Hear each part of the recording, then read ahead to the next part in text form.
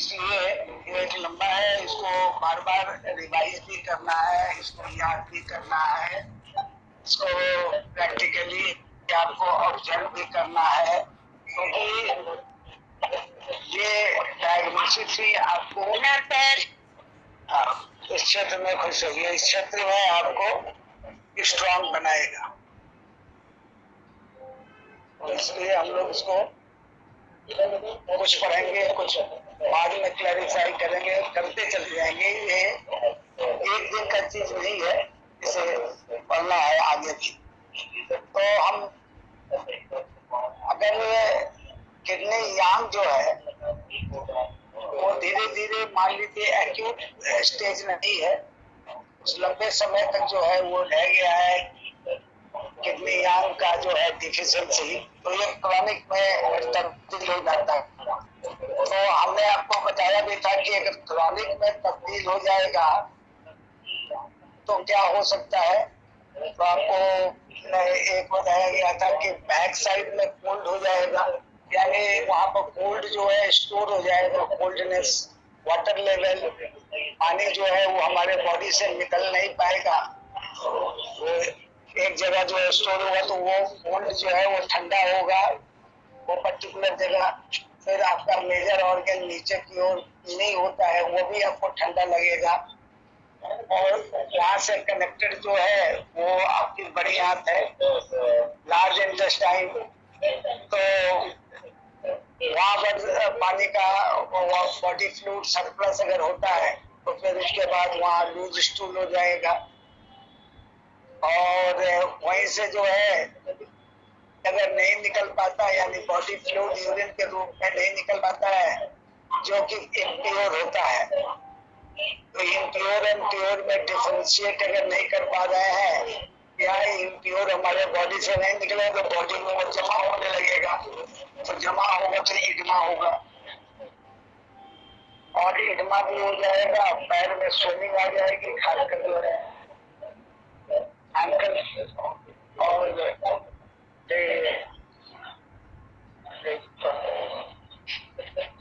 Front portion of ये soul का above portion, वो भी आपको जो है वो मोटा लगने लगेगा, और किडनी का साइज जो है वो इनलार्ज हो जाएगा, किडनी का साइज इनलार्ज हो जाएगा। तो किडनी का साइज इनलार्ज होने का कारण है कि इनका बढ़ना, इन जब बढ़ेगा तो यहाँ पर इन कैसे बढ़ रहा है, यहाँ पर इनका बढ़ना एक आपने फुल एक में ये स्विंग कर जाता है।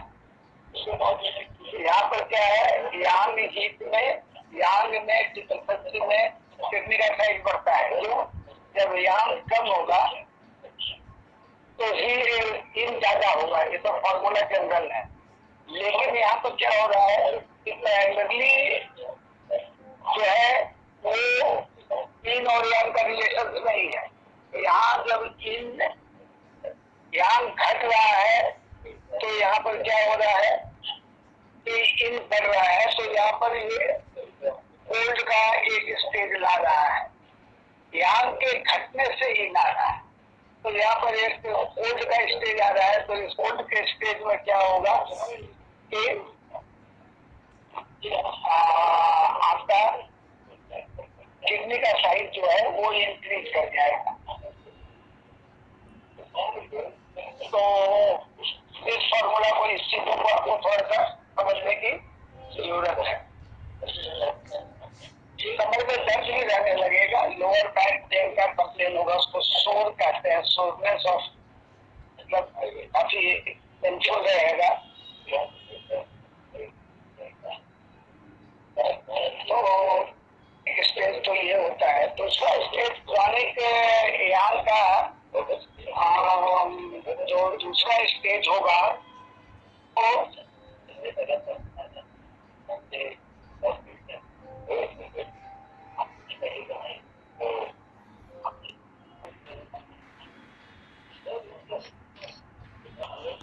हम इसे 1-2 मिनट में रिपीट कर दे रहे हैं कि अगर क्रॉनिक यांग जो है डिफिशियंसी होगी, यहाँ पर क्रॉनिक यांग डिफिशियंसी होगी लंग्स के साथ, क्रॉनिक यांग किडनी यांग अगर डिफिशिएंसी होती है इसके साथ, लंग्स के साथ, तो आपको जो है डिफिशिएंसी जो है वो कॉज करेगा, लंग्स को भी ये कर देगा, स्वेल कर देगा, और किडनी को भी स्वेल करेगा।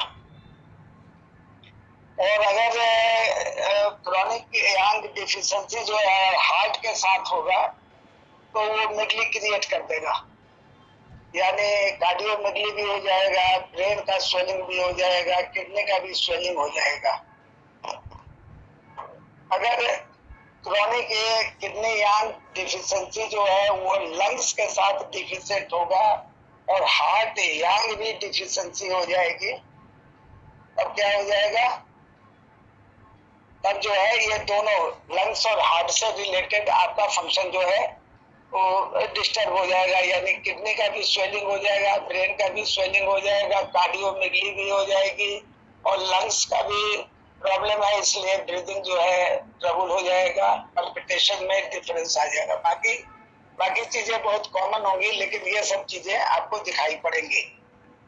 और अगर किडनी और स्प्लीन यांग डिफिशिएंसी हो जाएगी तो ठंडा तो लगेगा ही, कोल्ड, हाथ पैर ठंडे हो जाएंगे, और एसाइटिस हो जाएगा, पेट फूल जाएगा, जलोदर जिसको कहते हैं, पानी आ जाएगा, और एब्डोमेन तथा लेग में आपको सूजन हो जाएगी। तो आपको जो है इन सब चीजों को थोड़ा सा याद रखना है। हम जब पढ़ेंगे, दोबारा फिर पढ़ेंगे, तो आप इन सब चीजों को रिकलेक्ट कीजिएगा। और कल जो हम लोग पढ़े थे वो हम लोगों ने पढ़ा था, हार्ट और लीवर पढ़ लिया था, थोड़ी जानकारी ले ली थी। हार्ट और स्प्लीन, इसमें ये डिस्कस हुआ था कि आपको डिजनेस रहेगा, पुअर मेमोरी रहेगी, अनिद्रा रहेगा, और पल्पिटेशन और धड़कन बढ़ जाएगा। उसके बाद जो है अगर लीवर और स्प्लीन का रिलेशन हमको देखना पड़ेगा, तो उसमें क्या होगा कि लीवर की जो है उसका लीवर की जो की है वो स्प्लीन के कार्य और उसका रूपांतर से रिलेटेड। तो लीवर की जो है वो पित्त की जो मात्रा होती है, प्रवाह जो होता है, उसको इनफैक्ट बनाई रखती है लीवर की। क्योंकि आपको याद होगा जब हम लोग पढ़े थे कि लीवर में जो है वो पित्त बनता है और आकर वो स्टोर होता है। तो इसलिए लीवर जो है वो क्या करता है, वो फ्लो ऑफ पाइल को मेंटेन करता है।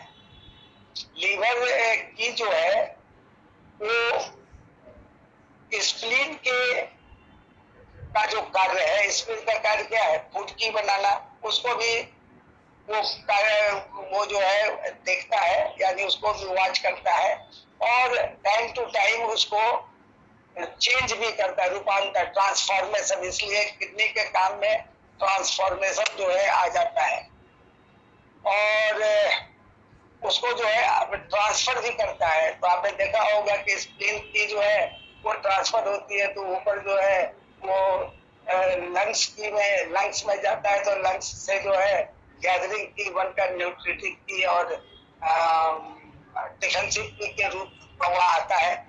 तो इस तरीके से जो है ट्रांसफर भी उसका होता है एक जगह से दूसरी जगह।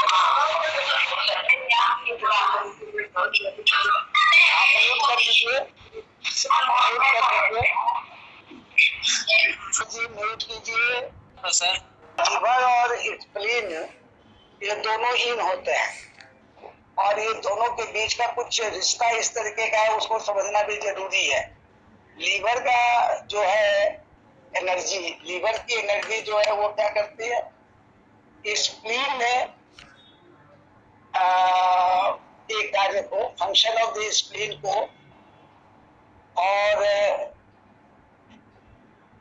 ट्रांसफॉर्मेशन सेपरेशंस और ट्रांसफर, ये सारा काम जो है वो लीवर की जो है वो जो किडनी जो स्प्लीन का काम होता है उसका उस कार्य को परफॉर्म करती है। स्प्लीन का काम क्या है? एक तो उसका रूपांतरण, दैट इज ट्रांसफॉर्मेशन। फूड में से फूड की बनाना, ट्रांसफॉर्मेशन हो गया। दूसरा हो गया सेपरेशन, उसको जो है वो ऊपर की ओर भेजना और फिर हार्ट में भेजना और लीवर में लंग्स में भेजना, ये सेपरेट करेगी। और उसके बाद जो है फर्दर जो है अपनी एनर्जी को ये नीचे से ऊपर की ओर भेजना, ट्रांसफर करना, जिसके कारण इसका एक कार्य क्या होता है? होल्डिंग। अगर ये कमजोर हो जाएगा तो आपको कई बार बताया है कि प्रोलैप्स हो जाएगा ऑर्गन का, जैसे वेरिकोस वेन हो जाता है, जैसे आपको पाइल्स हो जाता है, जैसे हार्निया हो जाता है, जैसे यूट्रस प्रोलैप्स फीमेल में, इसके अलावा रेक्टम का प्रोलैप्स हो जाता है, स्टोमक का प्रोलैप्स हो जाता है, पैर पेट आगे की ओर लटक जाता है, मसल्स जो है वो ढीला होकर नीचे की ओर लटक जाएंगे। तो स्प्लीन जो है एनर्जी उसकी सिंक हो या लगातार जो है उसकी डिफिशियंसी बनी हो, सिंक हो जाए, कोलैप्स करे, तो उस समय कोलैप्सिंग तो आप जानते ही हैं कि दोनों अलग हो जाते हैं, इन और यांग, और उसके बाद जो है लास्टली फॉलोड बाय डेथ हो जाता है। तो कोई भी चीज का ये लास्ट स्टेज नहीं आना चाहिए, कोलैप्स नहीं करना चाहिए तब तक जो है पेशेंट अगर आ गया आपके पास तो यू कैन ट्रीट। तो लीवर एक काम तो ये करता है, लीवर का फंक्शन, जैसे आपको हमने एनाटॉमी फिजियोलॉजी पढ़ाया था तो लीवर के बारे में बताया था आपको, जब आप विंड को पढ़े थे, यानी आपने जब ऊड पढ़ा था लीवर और गॉल ब्लैडर, तो लीवर का फंक्शन है, ये फंक्शन जो है वो एक्यूप्रेशर के दृष्टिकोण से है। वो फंक्शन जो लीवर का होता है, it is a chemical factory, it forms cholesterol, ये सब जो चीजें आती है ये मेडिकल साइंस का दी है। लेकिन जो है ये आपका काम क्या है, ये स्प्लीन का जो है सबसे काम को ये लुक आफ्टर करता है। दूसरा जो आपको हमने बताया कि लीवर जो है वो पित्त के फ्लो को भी रेगुलेट करता है। पित्त का काम जो है बॉडी में क्या है, वो अल्कलाइन मीडियम में लाना। अगर पित्त जो है अल्कलाइन मीडियम में फूड को नहीं लाना है डाइजेशन के दौरान, तो उस पर पैंक्रियाटिक जूस का रिएक्शंस नहीं होगा, इसलिए उसके पहले जो है बाइल निकल जाता है कॉमन बाइल डक्ट से। आपने पढ़ा भी था सिस्टिक डक्ट, हेपेटिक डक्ट, ये दोनों मिलकर कॉमन बाइल डक्ट बनाते हैं। कॉमन बाइल डक्ट से चला आता है बाइल, और ये बाइल जो है फूड को क्या करता है, अल्कलाइन मीडियम में ले आता है, और उसके बाद ये एसिडिक मीडियम को खत्म करके अल्कलाइन मीडियम में लाता है, और तब पैंक्रियाटिक जूस का इस पर एक्ट होता है, और तब जो है ये जो इनसॉल्युबल पार्ट्स हैं, उस इनसॉल्युबल पार्ट्स जो है वो धीरे धीरे सॉल्युबल होने लगते हैं। जैसे प्रोटीन जो है एमिनो एसिड के बनने में चला जाता है, कार्बोहाइड्रेट ग्लूकोज बनने में चला जाता है, और फैट जो है वो फैटी एसिड और कोलेस्ट्रॉल की ओर बढ़ता है, आगे कंप्लीट हो जाती है क्रिया। तो इस तरीके से ये क्रिया आपकी होती है। तो ये जो है this is the relation between the spleen and liver. और अगर लीवर की नॉर्मल है तो पाचन ठीक है, फिर कोई प्रॉब्लम नहीं है। आपको हमने बताया था कि लीवर की अगर स्टैग्नेशन हो जाए, सुखरूप पर हो जाए, तो 3 दृष्टिकोण से 3 डायरेक्शन में लीवर की मूव कर जाता है। तो अगर लीवर की नॉर्मल है तो स्प्लीन को उसके कार्य में करने में कोई दिक्कत, खतरे की बात नहीं होती, वो ठीक ठाक अपना काम करता है। और लीवर की जो है वो संपूर्ण शरीर में एनर्जी के प्रवाह को नियंत्रित करता है। अगर लीवर यहाँ पर अनदर इम्पोर्टेंट फंक्शन संपादित करता है, और वो फंक्शन है कि it looks after the flow of whole body की। तो हमारे बॉडी में जितने भी की कहते हैं, हम लोग उसकी चर्चा पहले भी कर दिए हैं कि कई तरह के की होते हैं। कि ओरिजिनलिस होती है, ओरिजिनल की होती है, ट्रू की होती है, प्योर की होती है, गैदरिंग की होती है, डिफेंसिव की होती है, न्यूट्रिटिव की होती है। मतलब कई तरह के की को हम लोग पढ़े हैं, और सबका अपना अलग अलग फंक्शन भी होता है। तो ये सारे फंक्शन को सम्मिलित जो है वो लीवर की जो है वो इसको कंट्रोल करता है। और इस बात को इंश्योर करता है कि जो स्प्लीन जो है उसकी ऊर्जा ऊपर की ओर जाए, क्योंकि लीवर ही इनडायरेक्टली इस बात को कंट्रोल करता है कि सारा ऑर्गन अपने प्लेस पे बना हुआ है। तो अगर मान लेते हैं कोई पेशेंट आता है, उसको प्रोलैप्स है, अगर आप लीवर को भी आप देखें, ध्यान दें, तो हो सकता है कि प्रोलैप्स में कुछ राहत मिल जाए। डायरेक्टली कनेक्टेड स्प्लीन है, बट स्प्लीन का जो वो काम है, आपको अभी हम बताए थे, स्प्लीन का जो काम है उसको कंट्रोल करता है, उसको लीवर भी कंट्रोल करता है।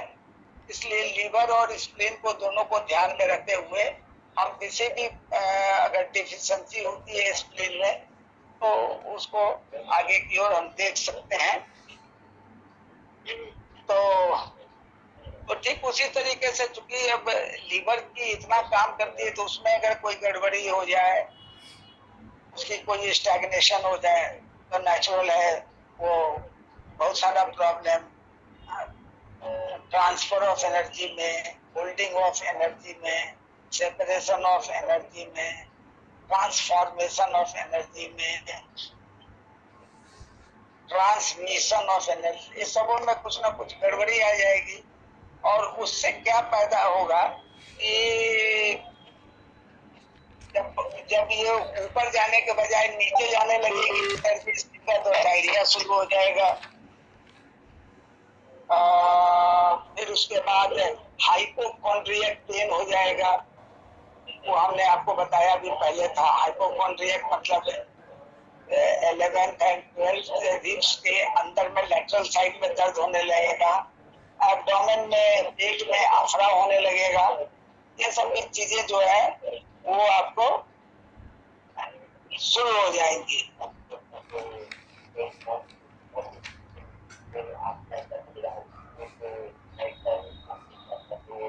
तो ये आपको थोड़ा सा दिमाग में रखना होगा।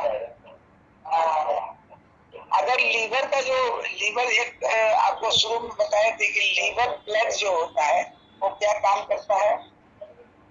लीवर ब्लड जो होता है वो किडनी एसेंस को नरिश करता है।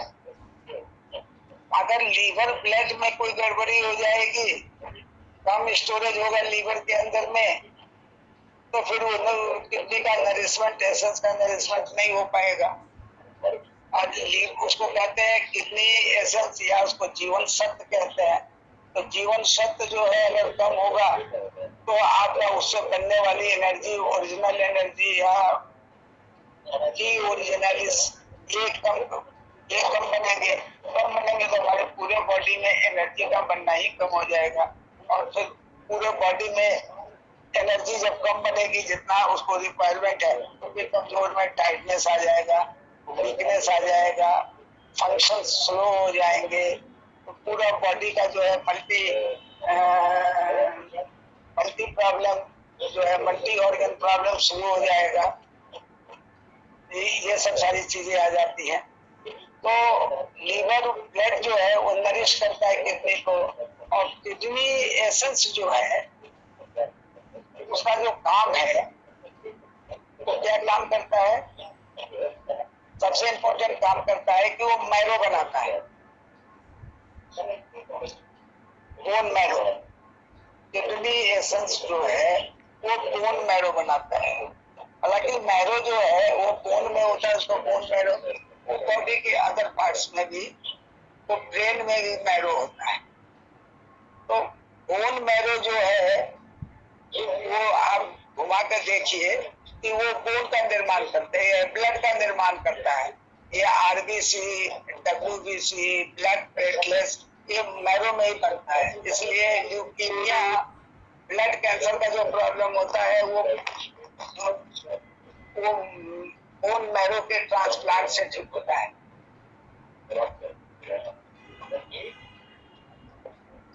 जैसे किडनी ट्रांसप्लांट है, लिवर ट्रांसप्लांट है, हार्ट का ट्रांसप्लांट है, ठीक उसी तरीके से bone transplant, bone marrow transplant होता है। बोन मैरो खासकर जो है जो टेढ़ी मेढ़ी बोन होती है उसमें पाई जाती है ज्यादा। और ये बोन मैरो जो है वो ये तीनों चीजों का, जो ब्लड का सबसे इम्पोर्टेंट कंपोनेंट है, कॉर्पसल्स है, उसको तैयार करता है। आरबीसी का गुड हेल्थ उसको देता है, हेल्दी बनाता है। डब्ल्यूबीसी को, ब्लड प्लेटलेट्स को, ये सबको बनाता है। कैसे इसके नंबर बढ़ जाते हैं, कैसे इसके नंबर घट जाते हैं, वो एक अलग मैकेनिज्म है। अगर ये आपको जानना है कि आरबीसी, डब्ल्यूबीसी, ब्लड प्लेटलेट्स का निर्माण इसमें होता है। तो इस तरीके से किडनी जो है ये ब्लड को भी कंट्रोल करता है। ये थ्योरी यहाँ पर आपको दिखाई पड़ेगी कि किडनी एसेंस जो है वो बोन मैरो बनाता है, बोन मैरो ब्लड बनाता है, और ब्लड को स्टोर लिवर करता है। तो इसलिए लिवर की ड्यूटी बन जाती है कि लिवर ब्लड जो है वो जब उसमें स्टोर हो जाती है ब्लड, अब ब्लड बनता है हार्ट में, और ब्लड को गवर्न करता है हार्ट, और ब्लड को सर्कुलेट करता है हार्ट। तो देखिए यहाँ पर लीवर कनेक्टेड हो गया हार्ट से, आपका किडनी कनेक्टेड हो गया लीवर से, और लीवर कनेक्टेड है स्प्लीन से, इसलिए स्प्लीन भी कनेक्टेड हो गया इन सभी एक्टिविटीज से। तो ये जो ब्लड स्टोर होता है लीवर में, तो इसका फंक्शन इस तरीके से स्कैटर्ड है और इम्पोर्टेंट है। अब जैसे अगर किडनी एसेंस जो है अगर उसकी डिफिशियंसी हो जाए तो क्या होगा, ब्लड की डिफिशियंसी हो जाएगी। अब ब्लड क्या है, बॉडी फ्लूइड है, बॉडी फ्लूइड का डिफिशियंसी होगा लंबे समय तक तो एनर्जी की डिफिशियंसी हो जाएगी, और एनर्जी की डिफिशियंसी हो जाएगी तो किडनी का जो हेल्थ है वो रिफ्लेक्ट होगा आपको कान में आवाज आने लगेगी, जिसको टिनिटस कहते हैं, या आपको चक्कर भी आने लगेगा मिस्टर एक्स को, या लीवर से कनेक्टेड है तो liver is connected to eyes, तो आईज का भी जो है आपको विजन जो है ब्लर करने लगेगा। तो इस तरीके से जो है ये घूम करके जो है वो इतनी चीजों से आपको यानी सिम्टम्स जो है दिखाई पड़ने लगेगी। तो अगर मान लीजिए किडनी इन की डिफिशियंसी होने पर क्या हो जाएगा, अगर किडनी इन आपको बताए थे कि kidney is a root of inner yang, तो अगर इन की डिफिशियंसी हो जाती है तो फिर लीवर इन की डिफिशियंसी हो जाएगी, उसको पोषण नहीं मिलेगा, और जब उसको पोषण नहीं मिलेगा तो उसकी डिफिशियंसी हो जाएगी, तो यांग जो है आगे बढ़ जाएगा, और यांग जब आगे बढ़ जाएगा तब भी आपको प्रॉब्लम हो सकता है। वही प्रॉब्लम होगा जो यांग में होता है, थोड़ा बहुत आगे पीछे, इसमें हेडेक आएगा और इरिटेशन होगा। रीजन तो इसमें ब्लड हो जाएगा, इसमें आपको चक्कर भी आने लगेगा, इसमें टिनिटस भी होगा, लेकिन इसमें क्योंकि यांग का जो है वो राइज हो रहा है तो ये ऊपर की ओर आपको हेडेक भी करेगा और इरिटेट भी करेगा। तो इस तरीके से जो है ये आपको एक दूसरे से कोरिलेशंस दिखाएगा। अगर मान लीजिए हम लोग अभी स्प्लीन को पढ़े थे, तो spleen is connected to liver और spleen is connected to like हो सकता है कोई जैंग होगा, कोई फू होगा, कोई सॉलिड होगा, कोई हॉलो होगा, या उसको यूं कहिए कि कोई राउंड होगा, तो कोई ट्यूब लाइक स्ट्रक्चर होगा, तो कोई ट्यूब और राउंड से कनेक्टेड होगा। लेकिन फिजियोलॉजिकली जो है इसका आपको रिलेशन है। अब स्प्लीन जो है भोजन से एनर्जी निकालकर उसका प्यूरिटी निकालकर वो भेज देता है उधर लंग्स को, यही स्प्लीन भेजता है। अगर स्प्लीन कमजोर होगा तो वो ऊपर भेज ही नहीं पाएगा, फूड की जो बना के भेजता है फूड की नहीं भेजेगा, तो बेसिक चीज वहां डिस्टर्ब हो गया।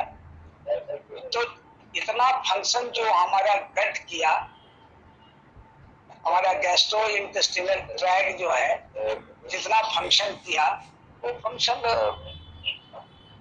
जो है वो बेकार हो जाएगा। एनर्जी बनाकर उसने ये दिया, प्योर स्टफ दिया स्प्लीन को, और स्प्लीन ने उसको कन्वर्ट नहीं किया due to its own weakness, उसको फूड की में कन्वर्ट नहीं किया, फूड की में कन्वर्ट नहीं किया तो वो लंग्स में नहीं गया, और लंग्स में जब नहीं गया तो वहाँ गैदरिंग की नहीं बनी, और जब वहाँ गैदरिंग की नहीं बनी तो फिर न्यूट्रिटिव की जो हमारे ब्लड वेसल्स में, हमारे मेरिडियंस में बहती वो नहीं बही। तो अगर ब्लड वेसल्स का नाम लेंगे तो ब्लड वेसल में नहीं बही, तो ब्लड भी हमारा सर्कुलेट नहीं हुआ। Carrier, basic carrier of the physical body fluid उसको मिला ही नहीं, तो वो फ्लो नहीं किया, तो ऑक्सीजन नहीं मिला, न्यूट्रिएंट्स नहीं मिला, time to time other requirements उसके पूरे नहीं हुए हमारे बॉडी में, तो आकार मच ही जाएगा। तो इस तरीके से ऊपर नहीं गया, हार्ट में नहीं गया, और हार्ट में नहीं गया तो फिर तो आपने देखा ब्लड फॉर्मेशंस, और फिर ब्लड फॉर्मेशन के साथ उसका सर्कुलेशन, ये सारी चीजें जो है हैम्पर हो जाएगी। तो स्प्लीन जो है वो शुद्ध भोजन का जो एसेंस निकाल कर जो लंग्स में भेजता है, और लंग्स फिर वहां पर क्रिया करती है, ये रिस्पिरेटरी ऑर्गन है, एक्सचेंज ऑफ गैसेस, और वहां पर इसको शुद्ध किया, ये शुद्ध एयर में इसको, शुद्ध एनर्जी में इसको कन्वर्ट किया जाता है। तो अब जो है आपको मिक्सचर ऑफ एयर मिलता है, तो आप श्वास लेते हैं उसमें कई गैस, मतलब डस्ट भी आ जाते हैं, बहुत सारी चीजें आती हैं, लेकिन आपके बॉडी में फिल्टर लगे हुए हैं। नाक से चलने के बाद जो है नेजल चैम्बर में बहुत चीजें फिल्टर हो जाती है, फिर वहां से बढ़ने के बाद जो है फैरिंग्स और ये सब होते हुए जब वो लंग्स में आता है, तो वहां पर जो है वो उसका फिल्टर स्टार्ट हो जाता है, और वहां फिल्टर होने के बाद जो है तो वहाँ गैदरिंग बन जाती है, और इस तरीके से जो है उसका डिस्ट्रीब्यूशन हो जाता है, जो गैदरिंग का हमने आपको बताया। तो स्प्लीन जो है वो हेल्प करता है लंग्स की, और लंग्स जो है उसका जो फंक्शन होता है डिसेंडिंग, तो वो क्या होता है कि स्प्लीन को जो भेजने का रूपांतर और ये स्थानांतरण में जो मदद मिलती है एनर्जी का, वो लंग्स का डिसेंडिंग ही करता है। तो मान लीजिए अगर लंग्स में स्टैग्नेशन हो तो उसको डिसेंडिंग पावर बढ़ाया जाता है, ताकि लंग्स जो है वो डिसेंड कर सके, पुलेट नहीं कर सके, तो है ना, तो वो डिसेंड कर सके, और नीचे की ओर लंग्स की ऊर्जा का जो प्रवाह है वो पूरे बॉडी में जो है उसका हो जाए। अगर नहीं हो पाया तो सूजन हो जाएगी।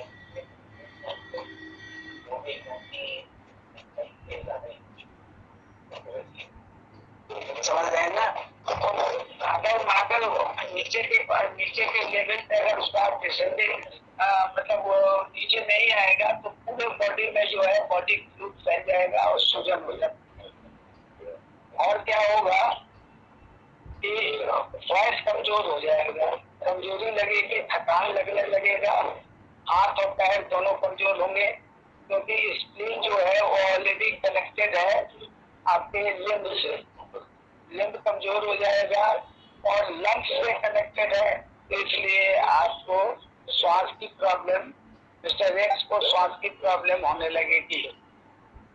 कहने का मतलब है कि ब्रीथलेसनेस जो है वो स्टार्ट हो जाएगा।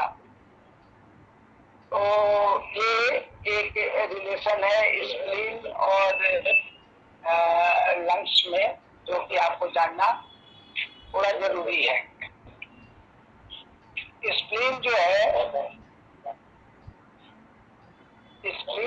वो क्या करता है कि स्प्लीन मतलब आपको बहुत पहले शुरू में हमने पढ़ाया था कि prenatal and postnatal दो तरह की एनर्जी होती है। प्री नेटल मतलब जन्म के पहले, और पोस्ट नेटल मतलब जन्म। तो पोस्ट नेटल एनर्जी जन्म के बाद जो होती है वो ऊर्जा हमको मिलती है स्टोमक और स्प्लीन से, मिडिल वार्मर से या मिडिल एब्डोमेन से हमको मिलती है ये ऊर्जा। तो स्प्लीन का रोल यहाँ पर है। तो स्प्लीन जो है वो पोस्ट नेटल एनर्जी का जो है वो रूट है। अगर मान लीजिए कोई आदमी जन्म के बाद, बच्चा तो आ गया तो आ ही गया, और तो वो दूध इत्यादि जो खाएगा पिएगा उससे उसको एनर्जी मिलेगी। अगर वो मदर वुम्ब में है उस समय का प्रॉब्लम देखना पड़ेगा, तब फिर आपको देखना पड़ेगा प्री नेटल। प्री नेटल में फिर दूसरे ऑर्गन काम करने लगते हैं, लेकिन पोस्ट नेटल में हमारे पास जो है वो स्प्लीन हमारे पास आ जाता है, जो पोस्ट नेटल एनर्जी से इसका रिलेशन है। और प्री नेटल में बस आप याद रखिएगा किडनी का जो है संबंध रहता है प्री नेटल से।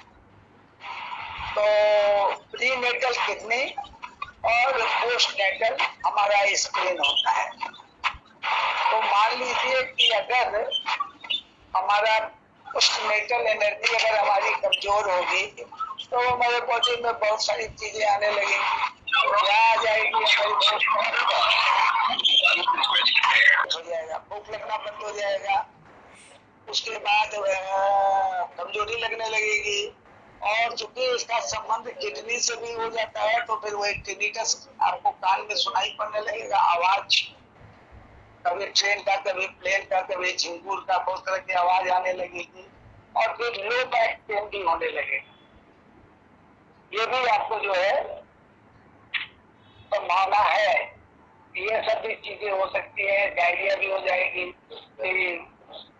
इसमें स्प्लीन भी इन्वॉल्व है, इसमें किडनी भी इन्वॉल्व है, ठंडा भी लगने लगेगा। तो ये चीजें जो है आपको स्टार्ट हो सकती हैं। तो यहाँ पर आपने देखा कि किस प्रकार से how spleen is connected to kidney also. एक आदमी के अंदर में दो तरह की ऊर्जा होती है, before delivery with in the mother womb, और एक आफ्टर डिलीवरी जब वो आ जाता है अर्थ पे, और फिर जब बड़ा हो जाता है तब उसकी अपनी पोस्ट नेटल जन्म के बाद की ऊर्जा काम करने लगती है। और जन्म के बाद की ऊर्जा जो है वो आपकी स्प्लीन है, स्टोमक है।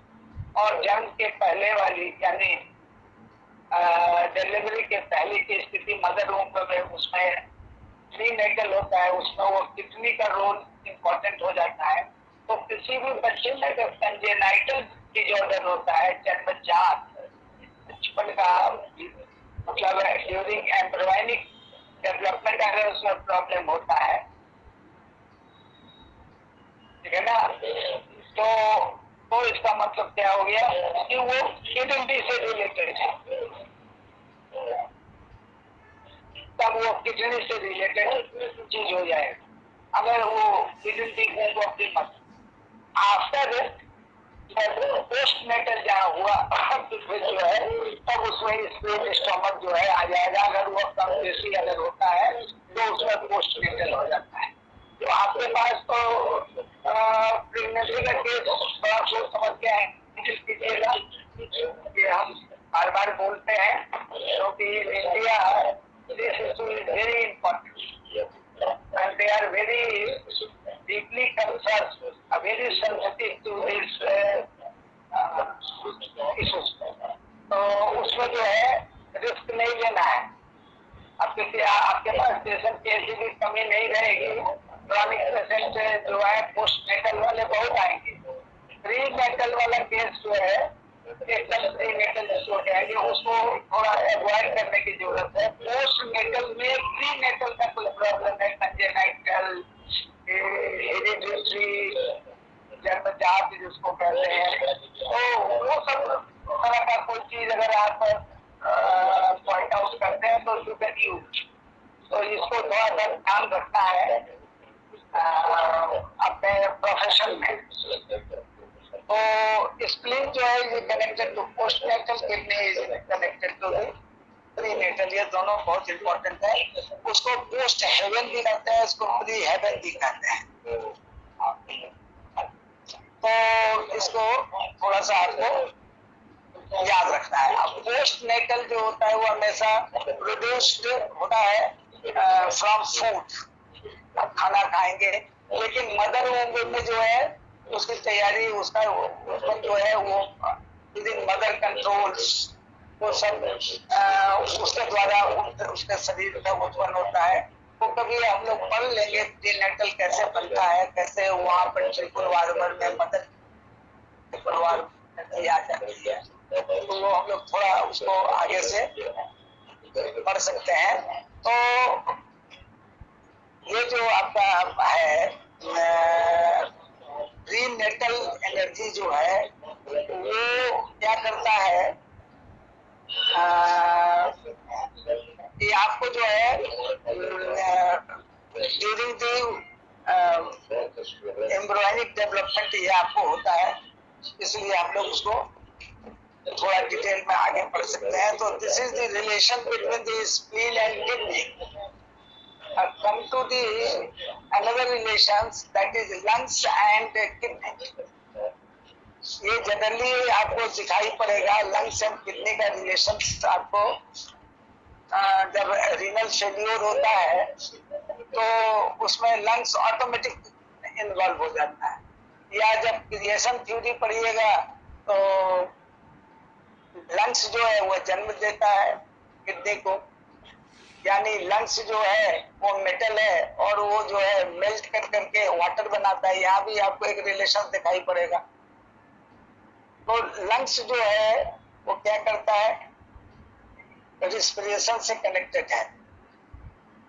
और लंग्स जो है वो क्या करता है, की को गवर्न करता है, क्योंकि फूड की के बाद जब वो ऊपर की ओर जहाँ ट्रांसफर होता है तो फिर लंग्स के में पहुंचने के बाद गैदरिंग की बनता है, उसके बाद पूरी कहानी चेंज कर जाती है बॉडी की। तो लंग्स गवर्न्स की, और लंग्स जो है ये इनको नीचे किडनी तक भेजता है। तो इसलिए एक वर्टिकल रिलेशन है लंग्स और किडनी के बीच में है। ये एक साइकिल है, ये अपनी एनर्जी को नीचे भेजता है और ये अपनी एनर्जी को ऊपर भेजता है। तो दे दीजिए साइकिल जो आपको हम बताए थे कि श्वास लेकर रोज चेक कर सकते हैं, इनहेल कीजिए और एक्सहेल कीजिए। अगर आप स्मूथली इनहेल कर पा रहे हैं, स्मूथली एक्सहेल कर रहे हैं, तो दिस साइकिल इज कंप्लीटेड। तो दिस साइकिल इज कंप्लीटेड। तो ये ठीक है आपका। वो रिसीव करता है उस एनर्जी को और फिर उसको होल्ड भी करता है डाउन। कितनी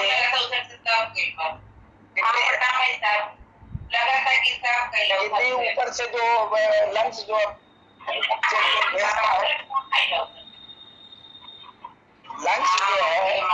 लंग्स जो है उधर से एनर्जी जब अपना नीचे भेजता है डाउनवर्ड, तो उसको किडनी जो है रिसीव कर लेता है और उसको होल्ड करता है। अगर मान लीजिए लंग्स ने अपना एनर्जी नहीं भेजा, सपोज कीजिए लंग्स इन्फेक्टेड है, वो नहीं भेज पाएगा, नहीं भेज पाएगा तो किडनी भी उसको होल्ड नहीं कर पाएगा, तो उसको रिसीव नहीं कर पाएगा, तो फिर तो कई प्रॉब्लम आपको दिखाई पड़ेंगे। इसलिए ये साइकिल भी कंप्लीट होना चाहिए। स्प्लीन और किडनी का भी एक साइकिल है, ये आपको हमने अभी बताया ही कि स्प्लीन जो है वो पोस्टनेटल होता है, किडनी प्रीनेटल होता है। तो ये भी एक साइकिल है हमारे बॉडी में, प्रीनेटल और पोस्टनेटल एनर्जी का रिलेशंस अगर नहीं होगा तो फिर हमारे अंदर प्रॉब्लम आ जाएंगे। तो लंग्स का जो है वो लंग्स और किडनी का रिलेशन जो है वो है सांस छोड़ने की क्रिया। अगर आप फेफड़ा नियंत्रण करता है, आप लोग सभी छोड़ कर देखिए, कहीं कोई किसी को प्रॉब्लम है। All participants are requested kindly exhale breath, और फिर उसके बाद उसको लेके देखिए, छोड़ के देखिए तो उसको लंग्स करता है, लेके देखिए उसको किडनी करती है।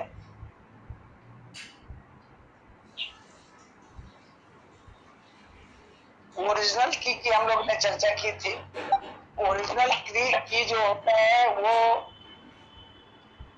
किडनी की होती है, और ये क्या करती है, ये नीचे से ऊपर जाती है, आ जाती है लंग्स में जाती है, ठीक है ना, फॉर द प्रोडक्शन ऑफ की एंड ब्लड।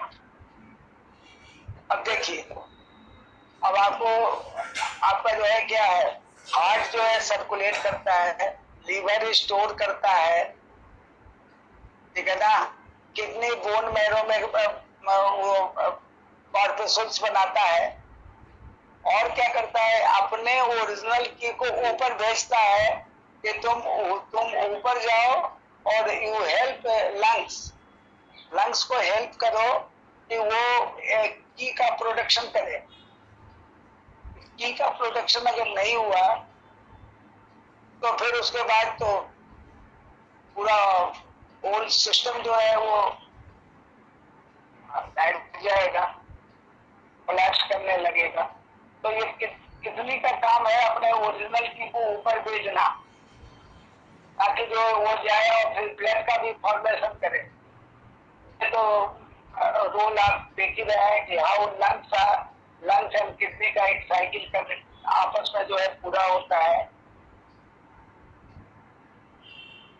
लंग्स की को गवर्न करता है, सब्जेक्ट टू जब किडनी जो है अपनी एनर्जी, जिसको ओरिजिनल की कहते हैं, ओरिजिनल की को लंग्स में भेजता है की को प्रोड्यूस करने के लिए। ऊपर से उधर से वो एयर आती है, तो आप श्वास लेते हैं, इनहेल करते हैं, तो किडनी उसमें हेल्प करती है, और जो छोड़ते हैं उसमें लंग्स इनहेल जो है वो हेल्प करता है। तो इस तरीके से किडनी और लंग्स ये दोनों जो है आपस में एक दूसरे से रिलेटेड हो गए। तो जैसे अब अस्थमा का पेशेंट आ रहा है, या कफ का पेशेंट आ रहा है, या सांस लेने में कोई परेशानी हो रही है, ब्रीथलेसनेस है, ब्रेडिकार्डिया है, या टैकीकार्डिया है, तेजी से सांस चल रहा है या धीरे धीरे, तो ये ब्रीथलेसनेस भी हो गया।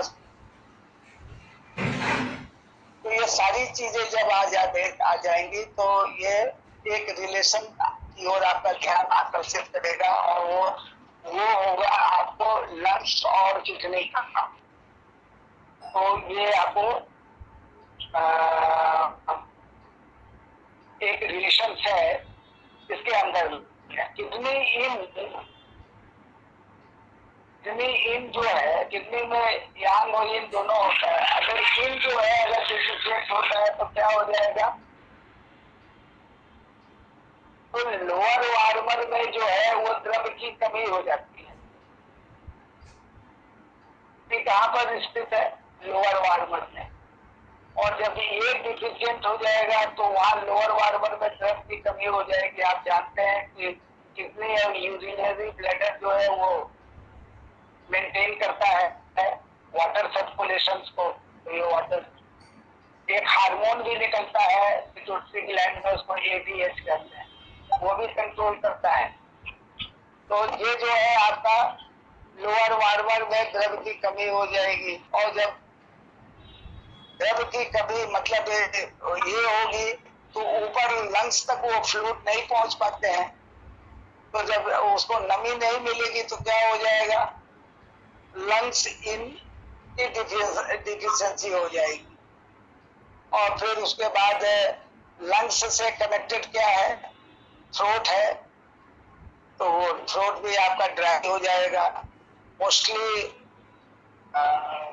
रात में ड्राई हो जाएगा, आपका कफ भी हो जाएगा, और रात में आपको पसीना भी आने लगेगा, हथेली तलवे भी गर्म हो जाएंगे, क्योंकि ये सब क्या है, ये गर्मी पैदा होती है इनकी कमी से। ये डायरेक्ट नहीं है, ये इनडायरेक्ट है। तो ये इनकी कमी से हो रही है, वो भी किडनी इन। एक पूरे बॉडी में जनरल इन नहीं कम हो रहा है। अगर जनरल इन कम होगा तब उसको फुल हीट कहेंगे। तो मोस्टली दिन में होती है, डे टाइम में होगा। नाइट में होगा तो किसी ऑर्गन का इन कम होगा, किसी ऑर्गन का यांग कम होगा। तो उसको हम लोग क्या करते हैं कि उसको हम एम्प्टी हीट कहेंगे, उसको कभी भी हम फुल हीट नहीं कहते हैं। थोड़ा सा टर्मिनोलॉजी को ध्यान में रखिएगा तो चीजें बार बार आपको समझ में आएंगी।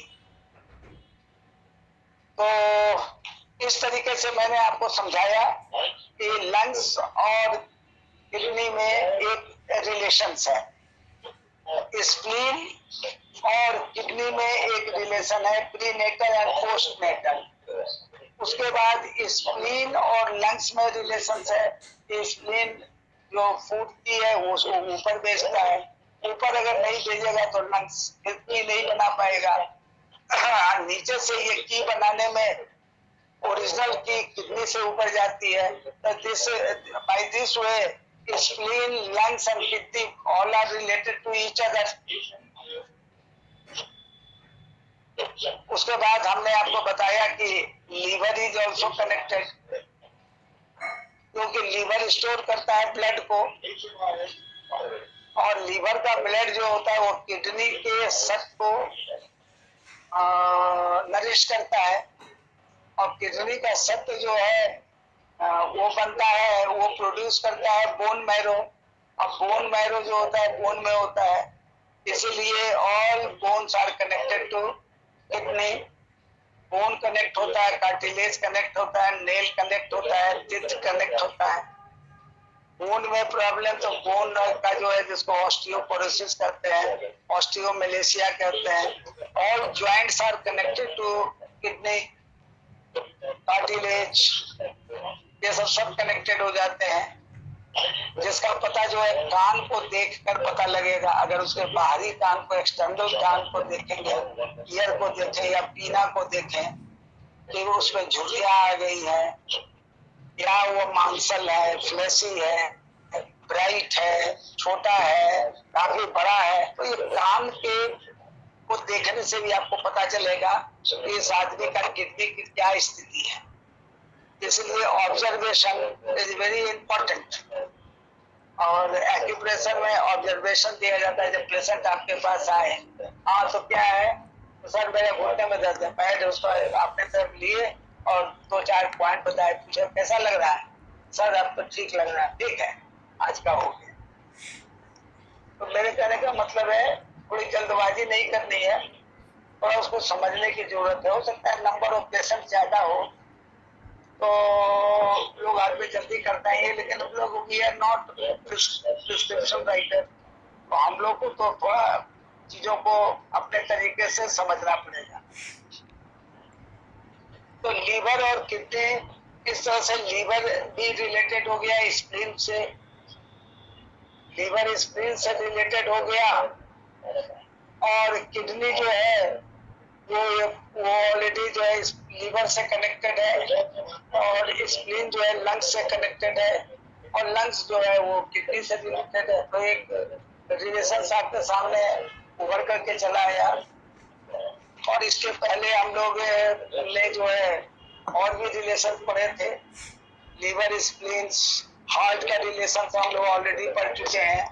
हार्ट जो है वो किडनी से रिलेटेड है, हार्ट जो है वो स्प्लीन से कनेक्टेड है, और हमारा जो है बॉडी जो है वो हार्ट जो है लीवर से भी कनेक्टेड है। फिर जब ब्लड को ये स्टोर करेगा तो हार्ट से कनेक्टेड तो हो ही जाएगा, क्योंकि ब्लड को सर्कुलेट करता है। तो ब्लड को सर्कुलेट करने वाला सेल, सर्कुलेटर और स्टोर कीपर, ये सब तो एक दूसरे से कनेक्टेड हो ही जाएंगे। ये प्रोसेस को आप देखिए, गोडाउन में सामान रखा हुआ है, तो गोडाउन कीपर जो है वो, और वो उसमें रखा हुआ प्रोडक्ट, इसके बीच तो एक संबंध हो ही जाएगा। उसके रोज की गिनती करेगा, उसको रेगुलेट करेगा, कितना माल बाहर निकला, कितना माल भीतर आया, नया आया, कौन फ्रेश है, कौन ओल्ड है। तो इस तरह का एक रिलेशन तो तैयार हो ही जाता है। तो ये जो हम लोग एक छोटा सा एक आइडिया जो हम लोग ने पढ़ा, वो यही पढ़ा कि all in organs are related to each other. तो हमको जब कभी भी किसी भी कोई सिस्टम हमारे पास आएगा तो हम लोग उसको पूरे तरीके से हमको देखना पड़ेगा, है ना। तो हम लोग ने इन पढ़ लिया है, और यांग भी पढ़ लिया, रिलेशंस भी पढ़ लिए, और इनकी डिफिशियंसी भी पढ़ लिया, और इसके साथ भी जो है हम लोग आपको जो है इन और यांग में डिफरेंस भी पढ़ लिया, deficiency of yin, deficiency of yang भी पढ़ा। ये सब सारी चीजें हम लोग ने स्टडी कर ली है। ये एनर्जी लेवल जो है यहाँ पर मोटा मोटी हम कंक्लूड कर रहे हैं, लेकिन उसको आप कंक्लूड मत समझिएगा, एज ए चैप्टर ये खत्म हुआ है। लेकिन कल अगेन आई विल रिवाइज, हम इसको फिर से रिवाइज करेंगे, ताकि आप लोग भी कुछ थोड़ा रिवाइज करके आइएगा, तो और थोड़ा मदद करने में, याद करने में आपको ठीक रहेगा, ठीक है ना। अब मुझे लगता है कि कुछ डायग्नोसिस करने में, आपको yin yang पकड़ने में, आपको ऑर्गन का जो है yin yang पकड़ने में आपको सुविधा हो रही हो।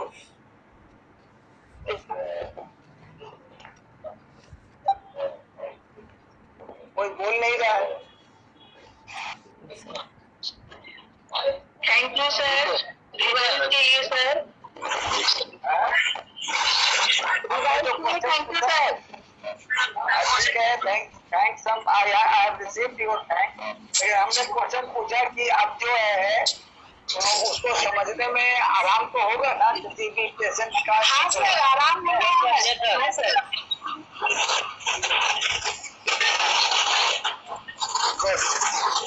हम कल जो है इसके कुछ सर्टेन पार्ट्स को अगेन समाप्त करेंगे, ठीक है।